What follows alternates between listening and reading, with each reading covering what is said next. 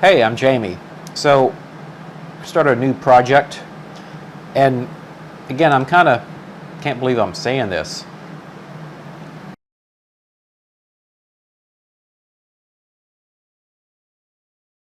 A trolley. Yeah, check it out. It's a little trolley. It's what is it? AMH trolley. Don't really know what year it was made. I'm assuming this is probably mid-70s. I think when they made these, it's the Third Avenue rail system. I'm sure I can do some research and bring it up. But it's one of my latest thrift store flea market finds. Again, I think it was like $3. The switcher that I did in the previous episode was kind of part of that find. This is just a curious piece I picked up, and the more I thought about it, the more I thought, well, I could do something with it in my layout. So the goal of this video series is we're going to take this trolley, we're going to strip it down completely, and I'll show you why here in a minute, and we're going to transform this into a modern day type of trolley system you will see on a typical layout. And I won't say typical, so I'm doing a freelance layout.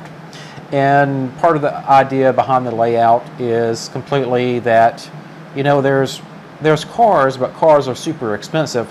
So the federal government, instead of investing in highways, invested into the rail system.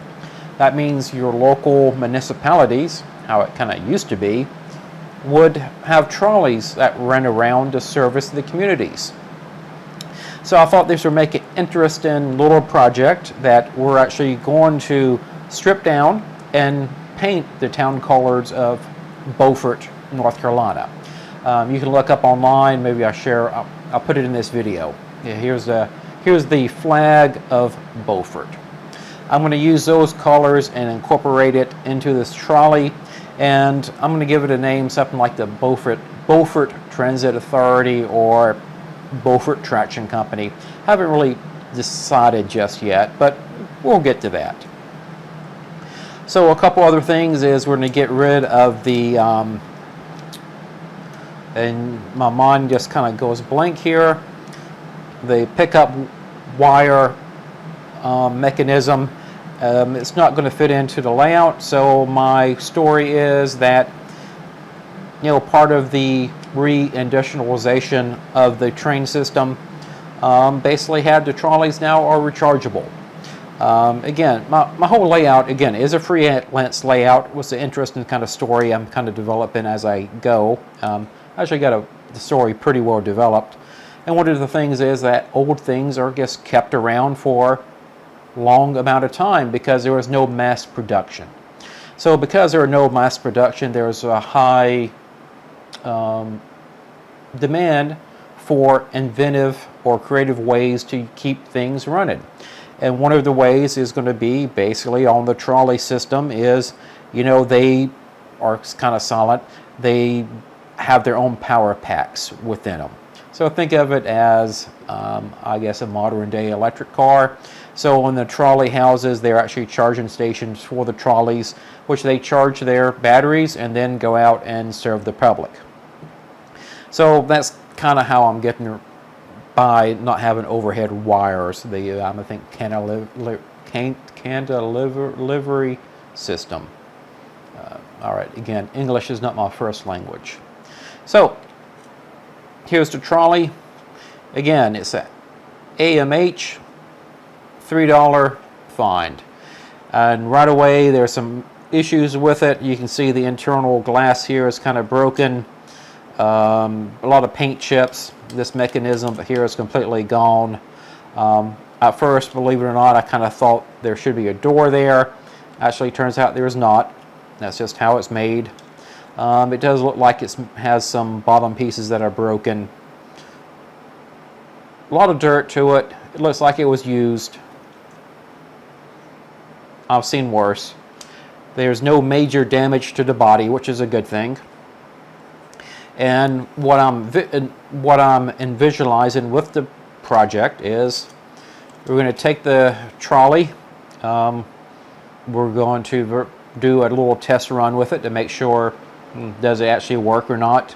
That'll be good to find out before we get too far into it. Tear it down. We're going to strip the paint from it because we're going to do a custom paint job. Also going to drop in a DCC decoder in it.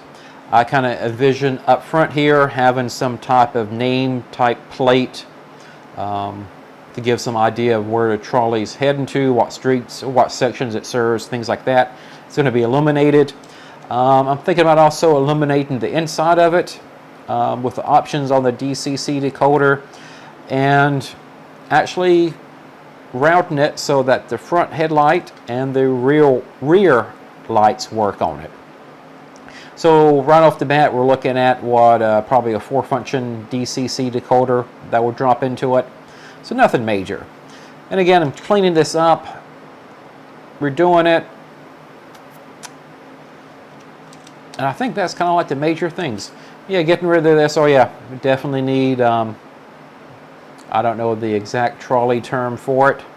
Cow catcher is a good thing, a people pusher, but a fence, a bar up front, we'll 3D print one of those.